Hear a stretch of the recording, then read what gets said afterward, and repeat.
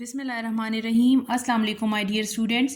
How are you all? I hope you are enjoying your holidays. As you all know that due to the coronavirus pandemic, your holidays are extended till 25th of January. But to complete your course, we are continuing our online classes. Please complete your winter vacation task in your copies. It should be neat and complete, and marks of the winter task will be added in your final term examination. My dear students, we were doing in exercise unit number 8, lesson in a tunnel, and we have done the dictation words, words meanings and word sentences in the class. Now we will continue the exercise, and today we will discuss the question answers of the lesson in a tunnel. So students, please open your English A copies and write first of all the date. Today the date is Monday, January 11, 2021. Then you write topic in a tunnel and focus question answers. Now write question number 1. Question number 1 is, why were the carriage windows pulled up when the train was passing through the tunnel?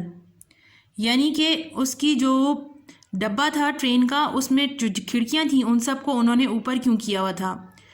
पुराने ज़माने में students जो train होती है उसका दरवाज़ा, उसकी जो खिड़की होती है वो नीचे से ऊपर की तरफ बंद होती थी, तो इसलिए यहाँ पे उन्होंने ये कहा है कि वो उन्होंने क्यों उसको बंद किया था। तो इसका आंसर है the carriage windows were pulled up when the train was going through the tunnel to prevent the smoke from the engine entering into the carriage. यानी इसलिए उन्होंने बंद की हुई थी ताकि वो जब वो ट्रेन गुजरती है टनल में से तो धुआं जो होता है इंजन का वो खिड़कियों के ज़रिए अंदर आता है, तो उस धुएं को रोकने के लिए उन्होंने विंडोज़ को बंद किया हुआ था। ठीक है, आप क्वेश्चन नंबर 2 लिखें। What kind of things do you see in a tunnel when you are on foot? यानी आप जब ट्रेन में से गुजर रहे होते हैं तो अलग तरह का नज़ारा होता है, और अगर आप टनल में खड़े हुए हैं और ट्रेन गुजर रही है तो आप जब ज़मीन में खड़े हुए हैं तो उस वक्त आपको क्या महसूस होता है? तो इसका आंसर है when you are on foot in a tunnel you can see water dripping down the wall, the bricks are a dull sticky green light from outside shines in. यानी जब आप बाहर खड़े हुए होते हैं तो टनल में आप ये देखते हैं कि पानी जो है वो गिर रहा है। कहाँ से गिर रहा है? Water dripping down the wall, यानी जो आसपास उसकी जो दीवारें होती हैं वहाँ से पानी रस के आ रहा होता है, क्योंकि अक्सर टनल जो है वो पहाड़ में बनती है, सुरंग जो है वो पहाड़ में होती है, तो पहाड़ में जो पानी होता है वो रस के आता है तो टनल में से उधर हमें नज़र आता है। तो we can see water dripping down the wall, और हमें क्या नज़र आता है? The bricks and a dull sticky green, कि जो ईंटें हैं वो बिल्कुल स्टिकी होती हैं। स्टिकी का मतलब है चिपचिपी, ग्रीन यानी क्योंकि उसमें फंगस लगी हुई होती है तो वो डल होती हैं और स्टिकी ग्रीन कलर की होती हैं। और लाइट फ्रॉम आउटसाइड शाइन्स इन, और बाहर से जो है वो रोशनी आती है अंदर की तरफ, तो हम जब बाहर खड़े हुए होते हैं टनल में तो हमें ये चीज़ें नज़र आती हैं। ठीक है, फिर question number 3, how many children were there in the tunnel? यानी उस टनल में, सुरंग में कितने बच्चे खड़े हुए थे? तो इसका आंसर है there were three children in the tunnel, यानी वहाँ पे 3 बच्चे खड़े थे। ठीक है, अब अगला क्वेश्चन है what were the wires over which Phyllis's stumbled? यानी वो जो बच्ची खड़ी हुई थी वहाँ पे, उधर वो जो तारें थी वो कहाँ थी जिसके साथ वो आके गिरी थी? यानी स्टम्बल का मतलब है वो उससे लड़खड़ा के गिरी थी। The wires are those which connect the points in signal to the signal box. तो वहाँ पे तारें क्यों लगी हुई थी?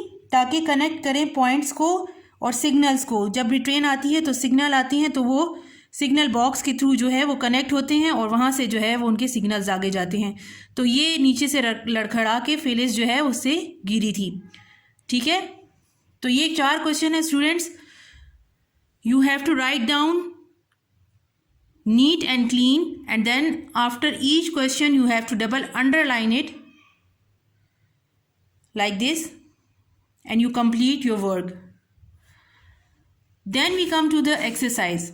Here in your open your English books, and here you have question page number 88. Please open page number 88 And there is a question number 1.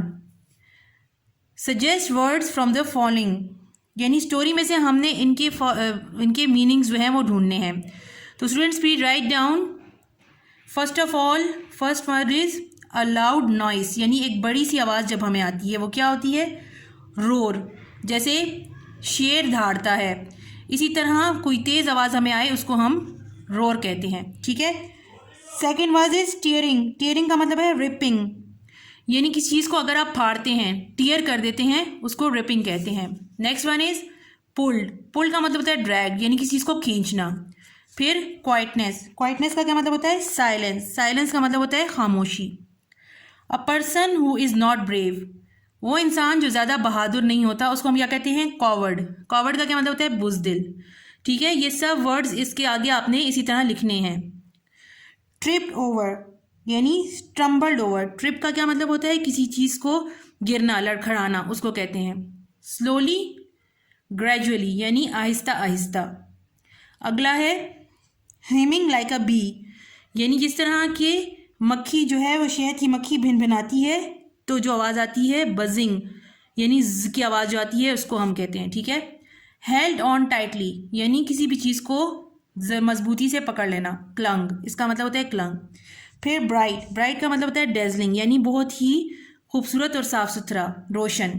फिर moving forward. Moving forward का मतलब है एडवांसिंग, यानी किसी चीज़ की तरफ आगे बढ़ने को कहते हैं. फिर है नेक्स्ट मॉइस्ट एंड स्लिपरी, यानी कि स्लाइमी. कोई भी चीज़ जो फिसलती है, जैसे आप अक्सर बच्चे स्लाइम के साथ खेलते हैं, वो कैसे होता है? वो चिपचिपा सा होता है, उसके साथ बच्चे खेलते हैं. तो ये मॉइस्ट एंड स्लिपरी का क्या मतलब होता है? स्लाइमी, यानी कोई चीज़ जो नरम सी हो और साथ में गीली गीला सा भी उसके साथ टच हो.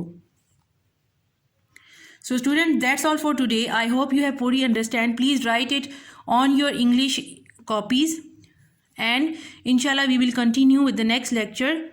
I hope you have fully understand it. So please write it neat and clean in your copies. Thank you. Allah Hafiz.